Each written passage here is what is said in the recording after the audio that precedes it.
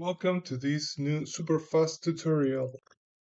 Arduino is a microcontroller integrated into a simple board, programmable through a simple straightforward user interface, using C++ language and others as well. This user interface is built on an open source environment that you can run in Linux, Windows, or a Mac computer. It can be described as a simple computer as well.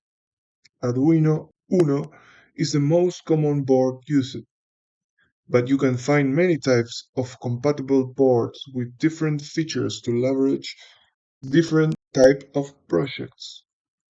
Like for example, Node MCU has a wide capabilities to be able to receive and send information through your local network. Any Arduino project will involve manipulating hardware and software. So you will be able to read from sensors and control devices from simple LEDs to motors and everything in between. Apply logic to this information, for example, detecting some change in the environment, temperature, movement, and so on, and produce an action based on that input.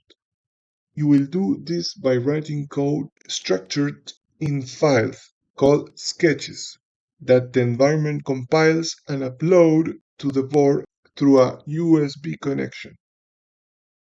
In this process, you have at your disposal many libraries that you can add at the top of your code that simplify and facilitate logic, and is basically more code others already has written for you.